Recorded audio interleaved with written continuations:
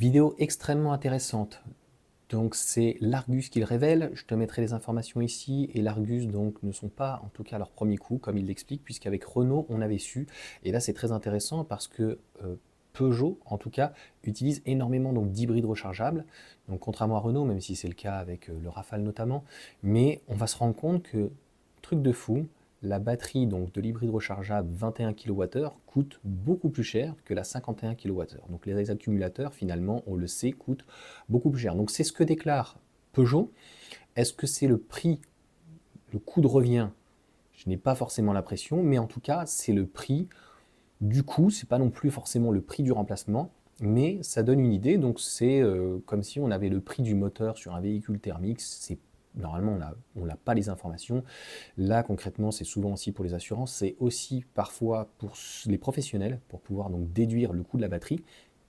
Et donc, je te mettrai les infos, mais donc de 8 700 à 23 600 euros pour une batterie, en fait, ça ne m'intéresse pas de lire, ce qui m'intéresse, c'est le tableau. Donc sur une 308, on est à 8 700 euros, ce qui est quand même très cher pour 12,4 kWh. Donc c'est pratiquement le prix d'une batterie LFP, donc qui ferait 40 kWh. Donc on voit bien que les hybrides rechargeables, c'est une véritable impasse. Et lorsque le moteur thermique ou le moteur électrique, et surtout la batterie pardon, du moteur électrique va cramer, rendre l'âme, il n'y aura plus assez d'autonomie ou une trop grosse dégradation ou quoi que ce soit, eh bien la remplacer, ça sera certainement le coût du véhicule et surtout que ça ne sera pas intéressant. Donc preuve que la limite, on en est en fait en tout cas arrivé. 14 700 € pour le 3008, donc le nouveau moteur 195, il me semblait que c'était 190, donc hybride rechargeable. Donc c'est les 21 kWh et c'est là qu'on se rend compte que la batterie de 21 kWh de l'accumulateur coûte plus cher que la batterie de 50 kWh. 12 000 €. Voilà. Voilà la démonstration. i408, c'est une batterie donc donc la 308 54 kWh est à 13 000, donc c'est tout à fait cohérent. 13 900 donc pour la 61 kWh, c'est là qu'on se rend compte qu'il y a très très peu d'écart donc entre une batterie de 50 et 61 kWh. Donc on pourrait se poser la question, est-ce qu'on ne pourrait pas mettre dans une véhicule, en tout cas une citadine, je pense que ça ne va pas rentrer, une batterie donc un peu plus grosse. i2008, on est un petit peu plus élevé. Donc je ne comprends pas pourquoi elle est un petit peu plus élevée. Et le i3008, le 73 kWh, je ne sais plus si c'est LG qui fournit, mais ça m'a choqué, une très grosse différence avec la 97, normalement c'est 98 brut, et je crois que c'est 96 net.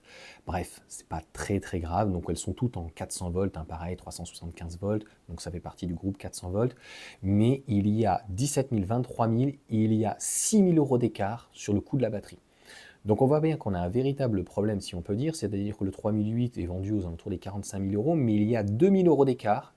Donc il faut répercuter un prix tarifaire catalogue de 2 000 € d'écart entre la batterie de 73 kWh et 97, non, c'est 98 kWh, alors même que pour eux, ils donnent comme information que la différence est de 6 000 €. Il y a un loup, il y a quelque chose qui n'est pas cohérent. Et le i5008, c'est pareil. Donc il y a cette chose-là qui n'est pas très claire, puisque pour te donner l'exemple, on le voit bien, donc que ça soit sur la 208 ou le 3008 ou la 408 même, on est à 12 000 € pour la 50 kWh et la 61 kWh, donc qui fait 20% de plus donc de capacité, elle est à 13 900. Donc il y a 2 000 € d'écart. J'ai envie de te dire, c'est tout à fait cohérent. Et par rapport au prix d'ailleurs, il y a une cohérence. Donc deux choses qui me paraissent en tout cas intéressantes et avec en tout cas un point d'interrogation, c'est la batterie du 3008-5008. Pourquoi il y a autant donc, de différences alors qu'en fait elle n'est pas forcément répercutée, donc ça voudrait dire que sur le premier 3008 ils font beaucoup plus d'argent et que sur le second en fait ils font beaucoup moins de marge. C'est comme ça que je le traduis. Et que sur l'hybride rechargeable, en fait on se rend compte qu'aujourd'hui une batterie d'hybride rechargeable, je ne parle pas forcément donc des 12 kWh, on le voit bien, mais celles à partir de 20 kWh ou 18 kWh, qu'elles soient en brut ou de toute façon en net, eh bien elles coûtent plus cher qu'une batterie d'un véhicule électrique.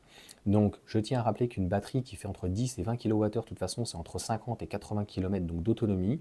Donc, tu multiplies par 1000-1500 cycles. Donc, obligatoirement, ce type de batterie est voué à l'échec dans la mesure où à partir entre 70 000 et 150 000 km, eh bien, il y aura tellement de dégradation que même si elle fonctionne, eh bien, elle arrivera donc à très certainement 50% en fait de sa capacité. Donc, obligatoirement 50% donc d'autonomie en moins. Pour l'électrique, eh bien une batterie même de 50 kWh qui fait 300 km, donc non pas WLTP mais même réel, mais même 250 km, eh bien, on pourrait largement donc faire 250 000 à 300 000 km. C'est de toute façon ce que EV Clinique donnait comme information.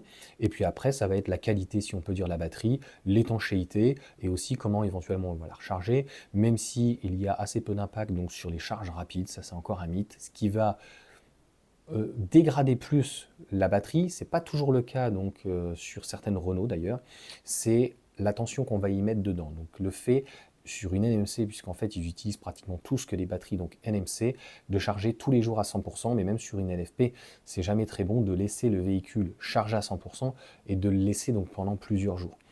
Donc autant la charger à 80 et même sur une LFP, ça pose absolument aucun problème. En fait, c'est le calibrage qui est moins fin. Donc si tu arrives proche de 0, bah, finalement, si tu es à 5%, c'est pas bien calibré et donc finalement, tu étais peut-être à 0. Tu vois, donc c'est le calibrage en fait par rapport au BMS, par rapport à toutes ces informations qui fait que c'est moins précis, la tension est plus faible et donc on a moins de retours chiffrés, en tout cas ces chiffres sont moins précis. Donc le fait de les remettre à 100%, moi là par exemple la Mégane, je la mets à 80% et je crois que j'ai dû la mettre une fois à 100%. Donc je ne sais pas si c'est précis, mais en tout cas je suis déjà descendu à 5% et je dirais que c'est pas qu'elle n'est pas tombée en panne, mais je n'avais pas de problème de batterie. Donc ça veut dire qu'on a une meilleure stabilité, ou en tout cas au niveau donc des informations et des remontées. Donc ça reste quand même de la chimie, c'est toujours parfois imprécis, et puis les véhicules restent dehors, donc c'est pas sur des batteries on va dire stationnaires qui peuvent être à l'intérieur, donc elles sont plus sensibles, si on peut dire, donc dilatation, chaud-froid, c'est pareil que de toute façon n'importe quel flux ou n'importe quel matériau. Donc voilà en tout cas pour ces petites informations, tu me diras ce que tu en penses, moi je trouve en tout cas que c'est très intéressant, et si on arrive à savoir pourquoi il y a autant d'écart entre la petite et la grande batterie sur le 3 minutes, 5 minutes, ça serait très intéressant. En tout cas, ciao à tous.